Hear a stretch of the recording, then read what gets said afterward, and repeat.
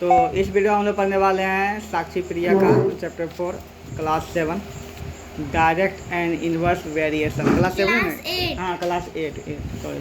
ठीक है, तो वेरिएशन दो प्रकार का होता है, एक होता है डायरेक्ट, एक होता है इनडायरेक्ट। ठीक है, अब मतलब इनवर्स होता है। तुमको बस समझाते हैं, बस तुमको समझ में आ जाएगा तुरंत हम क्या बोलना चाह रहे हैं। ठीक है, मान लो, ठीक है, दो यहाँ ठीक है, दो कंडीशन तुमको दे रहा है। ठीक है, इनवर्स का और डायरेक्ट का दोनों तुमको तुरंत खचाक से समझ में आ जाएगा। कैसे समझ में आ जाएगा? हाँ ठीक है, देखो तो मान लो कि जो है, तो डायरेक्ट वेरिएशन का एग्जांपल है कि मान ले जाए कि देखो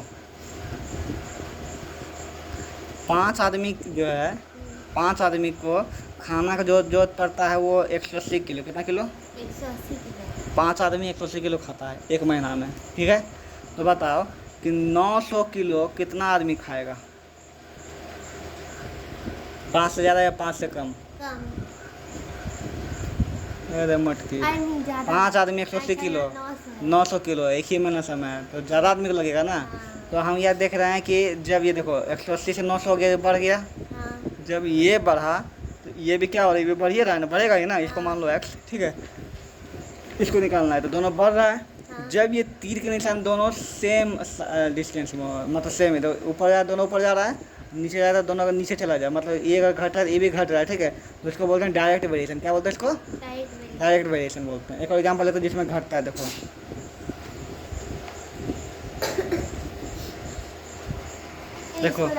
25 आदमी जो है वो खाता है 450 किलो। कितना खाता है? 450। तो 12 आदमी कितना खाएगा? ठीक है, तो 25 से 12 घट गया। तो जब 25 आदमी 450 किलो खाता है, 12 आदमी कम खाएगा कि ज़्यादा खाएगा? इससे कम या ज़्यादा? कम। तो दोनों कम हो रहा है, ये भी कम और ये भी कम, दोनों दिशा एक ही है, इधर जा रहा है, ऊपर जा रहा है। तो दोनों क्या है? Direct variation. दोनों क्या है? Direct variation. अब इसको बनाना कैसे दिखाता है? ठीक है, देखो तो इसको हम यहाँ उतार लेते हैं। पहला दूसरा वाला का बहुत ही सिंपल है, कोई दिक्कत नहीं है। ठीक है, मतलब दोनों हुआ डायरेक्ट वेरिएशन, कम रहे चाहे ज़्यादा। दोनों केस अगर कम हो रहा है तो डायरेक्ट है, दोनों केस अगर बढ़ रहा है फिर भी क्या है? डायरेक्ट है। ठीक है, ठीक है। अब देखो इसको कैसे डायरेक्ट वेरिएशन कैसे निकालते हैं? बिल्कुल सिंपल। डायरेक्ट वेरिएशन में इतना बाय इतना इक्वल टू इतना बाय इतना करते हैं, मतलब 5/180 इक्वल टू x/900। अब इसका तुम निकाल दो वैल्यू। क्या निकाल दो? काट दो, तो ये 5 बार में कट जाता है। ठीक है, तो 5 या 25 एक्स का मान कितना आ जाएगा? 25। कम से कितना आ जाएगा? 25। इतना ही है बस। ठीक है, इसमें क्या होगा बताओ? 25/450 इक्वल टू 12/x है ना। तो देखो काट करके 5 से 25 काट दो, 90 25 कट जाएगा, ये भी काट दो, 18 से कितना कट जाएगा? 18। ये कटेगा ना। अब ये तो इधर ऊपर है ना, किस कट जाएगा? ये इक्वल टू है ना, तो x यहाँ जाएगा, x इक्वल टू 18 × 12 कितना आ जाएगा?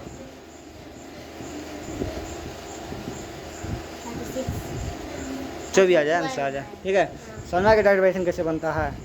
बस इतना बाय इतना इक्वल करके दोनों को बना देने का। तो इसमें क्रॉस मल्टीप्लिकेशन नहीं होता है? हाँ, होता नहीं है तो क्रॉस 5 कैसे हो? यहाँ में से जो काटी तुमको समझ नहीं आया? अरे इक्वेशन में सामने भी काट सकते हैं, इक्वल टू अगर हो तो सामने भी काट सकते हैं।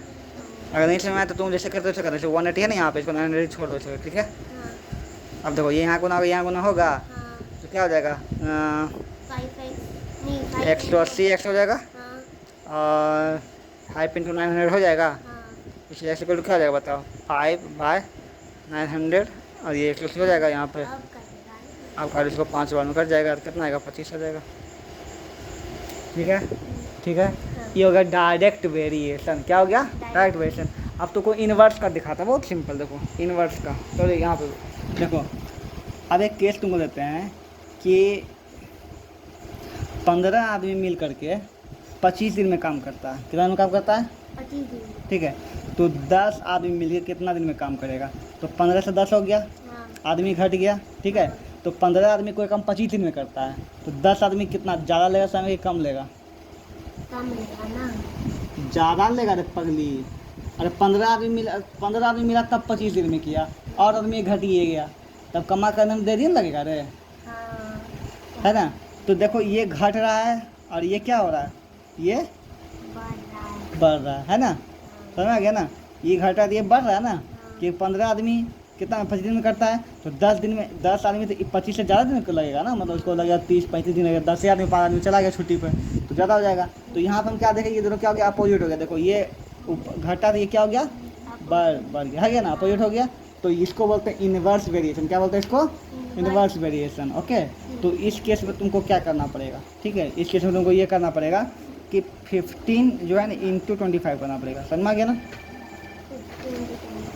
और यहाँ पे 10 इंटू एक्स करना पड़ेगा, ठीक है।